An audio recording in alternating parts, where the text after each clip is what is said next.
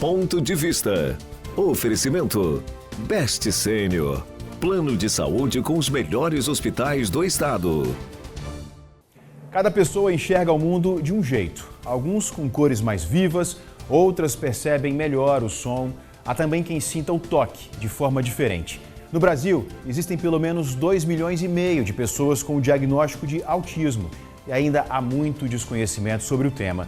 O autismo não é doença, é uma forma diferente de perceber o mundo. São pessoas que pensam, sentem e se comunicam de um jeito único. Hoje vamos conversar sobre o que é o autismo, como identificar os sinais, o papel das famílias e também o que podemos fazer para incluir de verdade.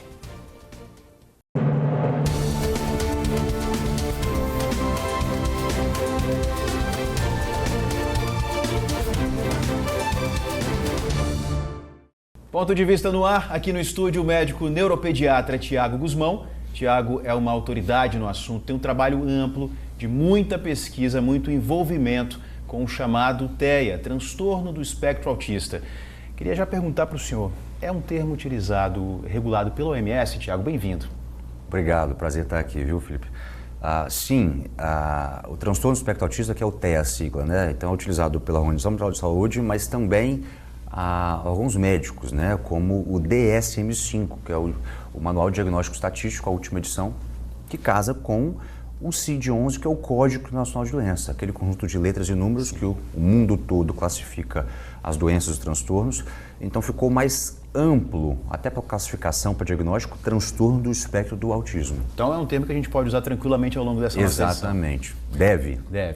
Queria que você explicasse para a gente, então, o que é, vamos começar do começo, o que é o autismo? O autismo, até hoje que a gente fala de um impacto mundial e muitas vezes ninguém consegue classificar o autismo, né? Isso vai desde palestra que a gente faz até a comunidade médica.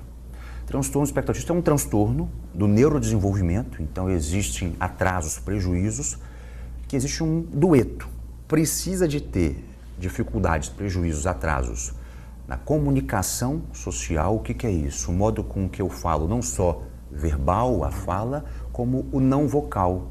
Dificuldade de eu me expressar por gestos, mímica facial, o apontar, o jogar beijo. Então tem dificuldade na comunicação e no modo que essa criança interage com o meio, ela com o meio, ela com o pai e com a mãe. E também precisa de ter, aí que fecha o diagnóstico, comportamentos que se repetem, restritos e repetitivos de atividades de interesse.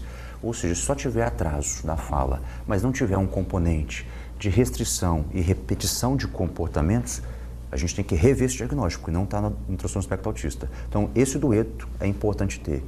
E é importante que esses sinais estejam presentes antes dos 3 anos de idade. Então, isso é importante. Ninguém se torna ou adquire o transtorno do espectro autista com 10 anos. Então, a partir de 20 anos, descobriu o autismo. Então, a partir de 40 anos, não existe isso, eu sou autista a partir de 40 anos. Não. O transtorno já está presente até antes na vida, na infância, que às vezes estava camuflado e hoje foi feito o diagnóstico, né? Por isso que tem muito diagnóstico tardio hoje, Felipe. Existe algum apontamento científico para isso? Para que isso aconteça na vida da criança ou... Perfeito, assim, qual que é a origem do autismo, que a gente pode falar um pouquinho ali? Basicamente, Felipe, o autismo é genético, um forte componente genético. E esse componente genético é importante a gente falar que pode ser de mutações novas, que a gente chama de VUS, né, no exame de sequenciamento genético ampliado, que é microdeleções, ou seja, falta gene local que era para ter, ou duplica gene que não era para ter. Então, fica alterações genéticas, mas também muito de herdabilidade. Pai para filho, mãe para filho, vô para neto. Então, o autismo tem forte base genética. Agora, a ciência já provou, né? Depois a gente vai falar o que é mito também, né? Porque tem muito... A gente teve aí o presidente americano falando de coisas que a ciência muitas vezes já provou que não tem a ver, mas quando a gente vê fatores ambientais, ou seja, prematuridade, nasceu antes de 40 semanas, criancinha prematura, não é que todo prematuro vai ser autismo, mas tem uma forte tendência. Né? Idade paterna e materna, justamente. Pais e mães que estão tendo filhos com mais idade. Com mais idade. Exatamente. Uma mãe que passou de 40 anos, um pai que passou de 35, 40 anos. Então, isso tem fator ambiental envolvido no maior probabilidade, não é que vai ter. Uso de medicação na gestação, infecção da gestação. Então, tem vários outros fatores ambientais que a gente sabe que tem uma probabilidade maior do autismo. Então, mas basicamente é genético. E os sinais? Em que momento que o pai, que a mãe, eles precisam ficar atentos e começar a identificar dentro de casa? Você está falando sobre o diagnóstico que o Brasil ainda, nesse ranking aí, o Brasil ainda não está numa posição muito boa para o diagnóstico da situação e que seria aí preconizado até 2 anos, mas que o Brasil está saindo um pouco fora disso, chegando até 7 anos de idade. Tudo bem, mas até os 2 anos que essa criança tem um convívio basicamente familiar, os pais precisam ficar de olho no quê? É interessante a pergunta porque isso é uma queixa assim que quando a gente fala em um grande veículo como esse aqui, gera muita dúvida. O autismo é baseado muitas vezes na fala, mas não é só na fala. Não é porque a criança fala, não é autista, ou ao contrário. Só porque ela não fala, ela é autista. Então existe uma coisa antes, chama atenção compartilhada. O que é isso? Então, para você que tem um filho em casa, tem um sobrinho em casa pequeno, a nossa família ao redor, professor e tudo, ficar atento. Atenção compartilhada. Atenção compartilhada é um dado diagnóstico que o neurologista ou pediatra, ou você em casa está vendo também, que você observa do seu filho.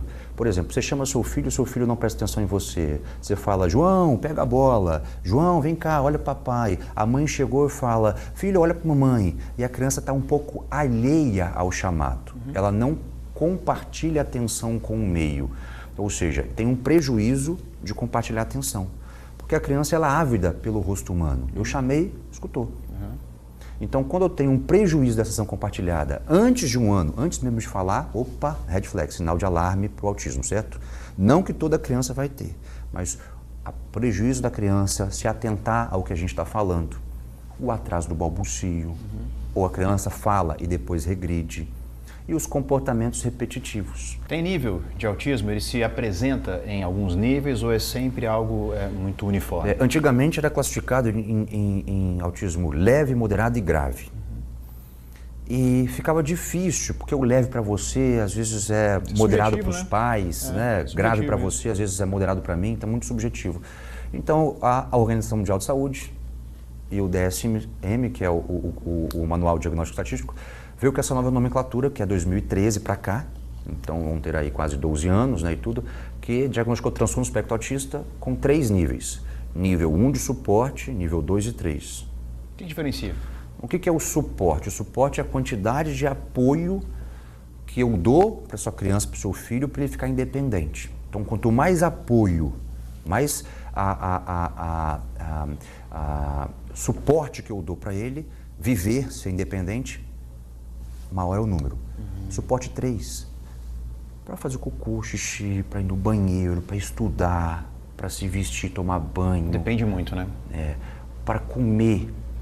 Então, coisas fisiológicas no dia. Eu preciso de suporte. Então, nível 3 de suporte. Consegue verbalizar? Muitas vezes o nível 3 de suporte é o nível que é não verbal, não vocal. Sons, gritos, mas a fala propriamente dita, às vezes é pouca ou ausente. O nível 2 de suporte, que muitas vezes a grande maioria está no nível 2 e 3 de suporte, é onde algumas funcionalidades ela consegue adquirir. Mesmo assim, não ficou muito subjetivo ainda. Por isso que ainda é difícil para a parte médica, que não é especialista, para terapeutas e para a população identificar se o meu filho está no 1, no 2 ou no 3. Mas o médico capacitado ele está sabendo diferenciar o que ele faz. Mas, a fim didático, são 3 áreas assim. Higiene pessoal, faz com autonomia ou não? Atividade do dia a dia de casa, dobrar a roupa, se vestir, calçar um sapato, escovar um dente, ele faz e tudo. Autonomia para a escola, precisa ou não de suporte? Se tem uma autonomia legal para esses 3, suporte é 1, inteligência favorável e tudo. Agora, se todas as áreas da sua vida para o seu filho precisam de acompanhamento, é o 3. É muito bom você explicar isso pra gente. E aí a gente conversou no início, você falou, vamos falar sobre alguns mitos também, o que é verdade, o que não é. Já vou lançar aqui uma pergunta, não precisa responder agora. Segura aí um pouquinho porque A gente vai dar uma respirada agora para quem está em casa, tomar uma água, tomar um café, esse horário assim depois do almoço, que você está aqui acompanhando com a gente, recebendo essas informações do Dr. Tiago Guzmão. E tem um mito, não sei se é mito ou não, mas já ouvi dizer que o autismo é mais comum em meninos. Isso é mito ou realidade? O Dr. Tiago vai responder para a gente no retorno do Ponto de Vista. Segura aí.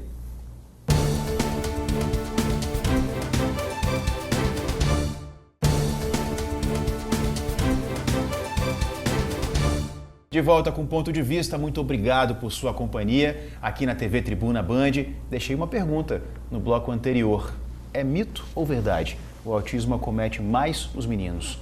Verdade. Dentre tantos mitos do autismo, este é verdade. Esse é verdade. Este é verdade. É uma proporção de quase 3 para 4 meninos para uma menina. Então é 3 vezes mais comum no sexo masculino. Forte componente base genética.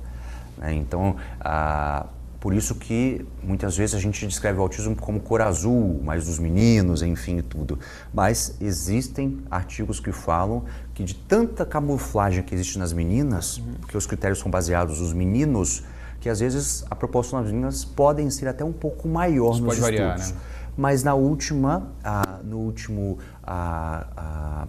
estudo, pelo DSM, e pelos órgãos responsáveis em relação à prevalência, fica ainda de 3,4, 3,5 meninos para uma menina, muito prevalente nos meninos.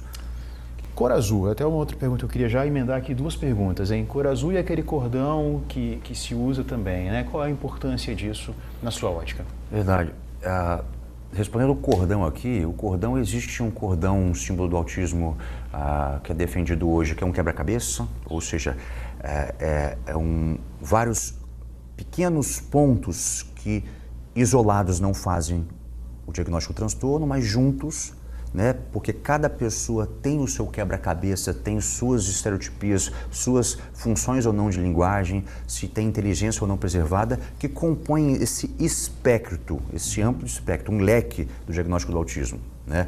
Mas também existe um símbolo do infinito colorido também, que o mundo também diagnostica como o transtorno do espectro autista, certo? Da inclusão, da conscientização. Quando a gente fala de avanços nessa última década, por exemplo, eu vou citar 3 grandes áreas. Primeiro, que é o diagnóstico.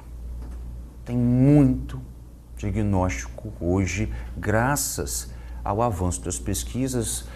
Segundo, pesquisas, né, de diagnóstico. Então, não tem como eu falar hoje que a neurologia não avança sem a genética. A cardiologia sem a genética, a endócrino sem a genética, então a neurologia infantil sem a genética. Então existem pesquisas com sequenciamentos genéticos ampliados que estão sendo cadastrados muito. Então não existe hoje um gene específico para autismo, mas existe um conjunto de genes que estão sendo descritos como existe probabilidade do autismo.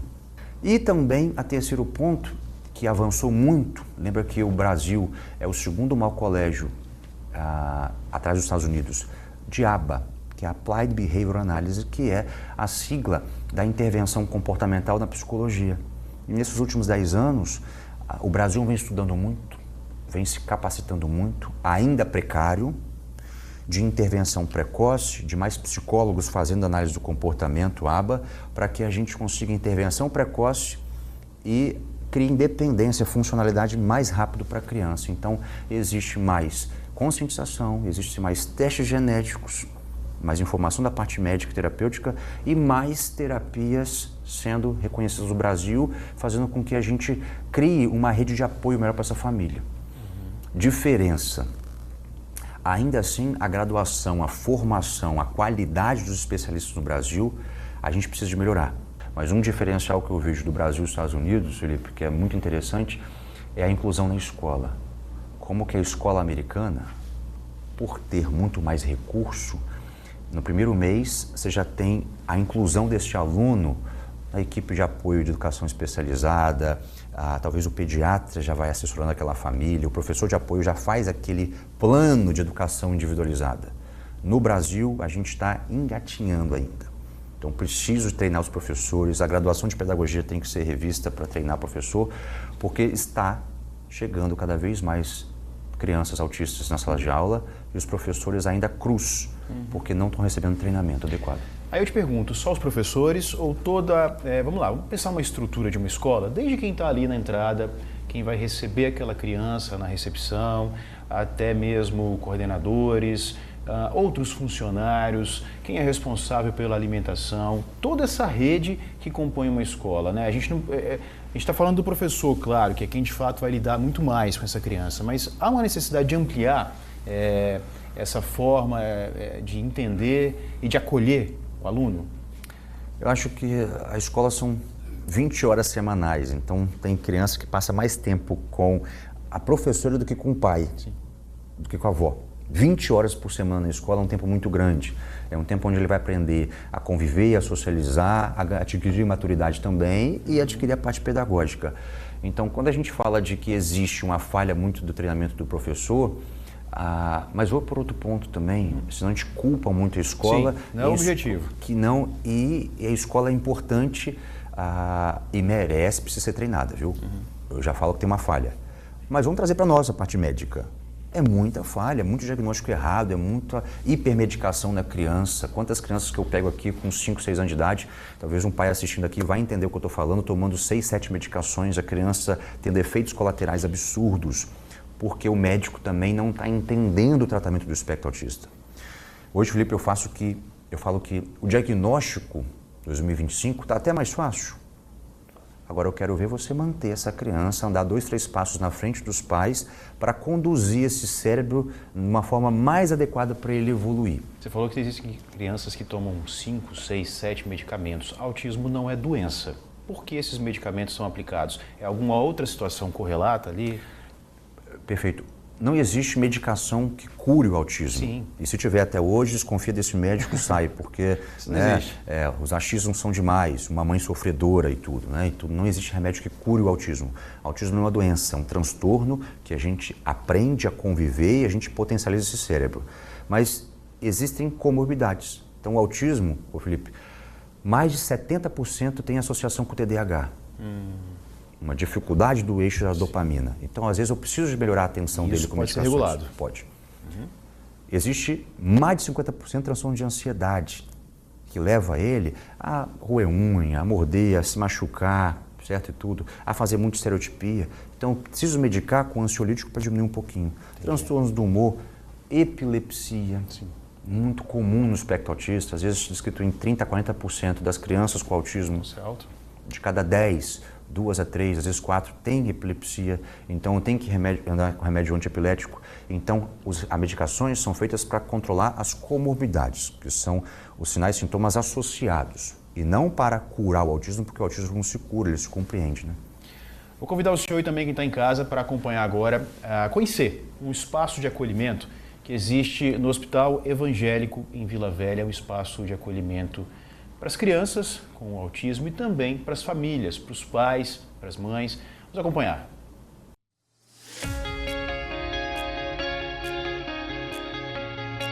Esse é um espaço de acolhimento, de inclusão e de terapia para crianças, adolescentes e adultos. Apresento a vocês o Centro de Referência de Atendimento à Pessoa com Transtorno do Espectro Autista, um ambiente que nasceu para ajudar no desenvolvimento social e emocional. Já tem quase um ano que a Stephanie passou a frequentar o local com o filho Gustavo. É muito gratificante para nós hoje, né, no mundo que a gente vive, na situação que a gente está, ter um centro tão acolhedor, porque é assim que eu me sinto aqui, né? A gente tem atendimento de diversas terapias, mesmo ele sendo autista, que as pessoas costumam dizer nível 1 de suporte, ele está tendo um avanço muito bom na escola. Eu gosto muito de desenhar, brincar, jogar, também ver desenho. Meu jogo favorito é isso. O Centro de Referência fica no Hospital Evangélico, em Vila Velha. Tudo muito amplo, lúdico, cheio de cores e sons. E oferece atendimento especializado em diversas áreas. A gente pensa e trabalha muito na parte da comunicação e da interação social, que são os maiores déficits, né, da criança e do adolescente autista. Então, esse é o nosso foco. A gente simula realmente, treina habilidades e situações sociais para que essa criança e esse adolescente se desenvolvam. E sabe o que tem ajudado muito no desenvolvimento de crianças e adolescentes? A música. A musicoterapia, a gente utiliza instrumentos musicais como recurso para estar desenvolvendo habilidades muito importantes na criança, como foco, atenção, interação social, comunicação e a fala também. Na primeira avaliação do neuro, ele me deu o laudo transtorno do espectro autista para o meu filho. Tem 1 ano que ele iniciou aqui no CTEA. Foi assim, Deus que fez nós virmos para cá, Deus que abriu esse espaço, Deus que botou esses profissionais maravilhosos na nossa vida. Porque de 1 ano para cá, uma criança que não falava, uma criança que não se vestia sozinho, uma criança que não comia sozinho, hoje em dia ele fala, ele conversa, ele se alimenta sozinho, ele veste a roupa, ele toma banho, ele escova o dente. Para ter acesso ao atendimento, a família passa por uma triagem. O projeto começou há 1 ano, faz pelo menos 500 atendimentos todos os meses e vem mudando a vida de muita gente.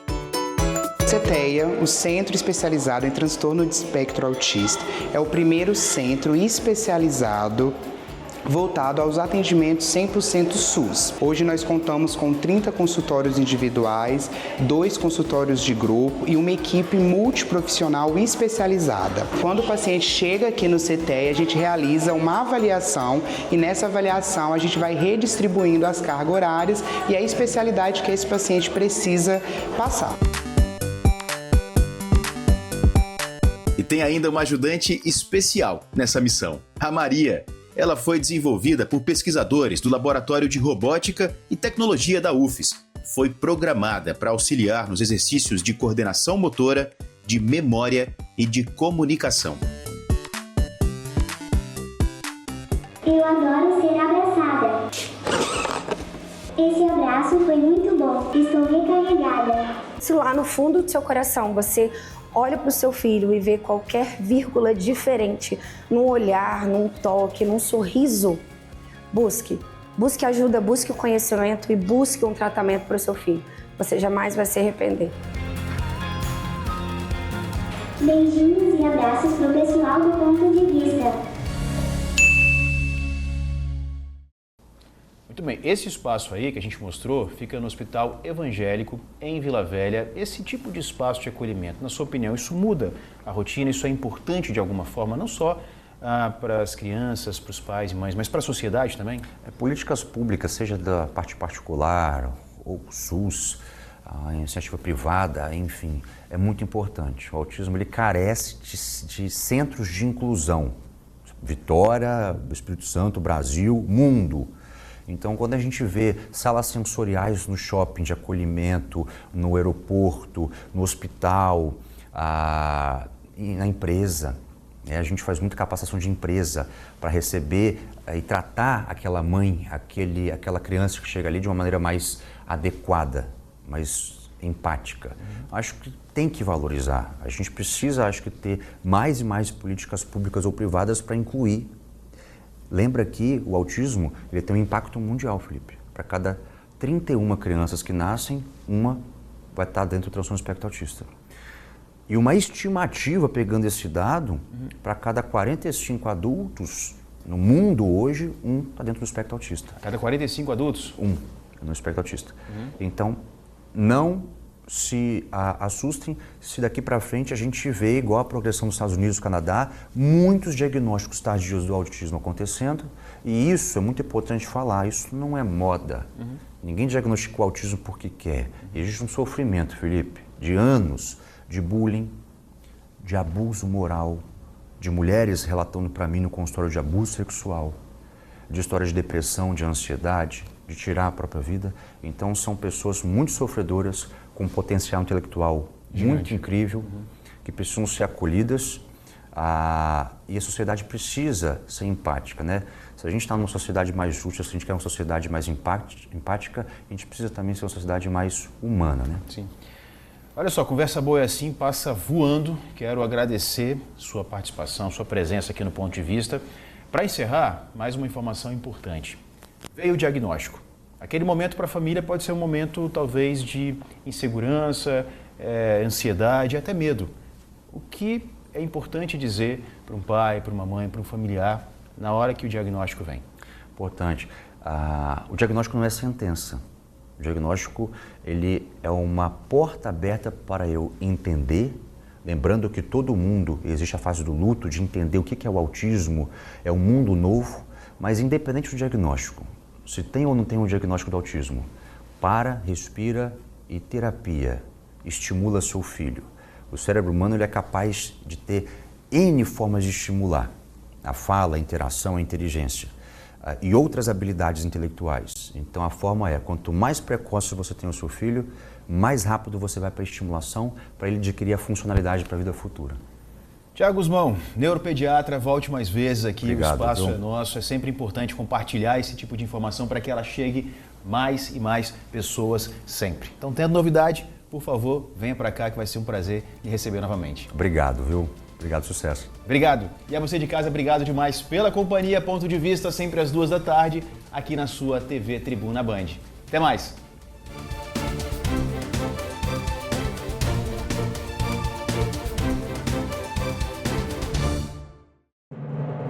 Você assistiu Ponto de Vista. Oferecimento Best Sênior. Plano de saúde com os melhores hospitais do estado.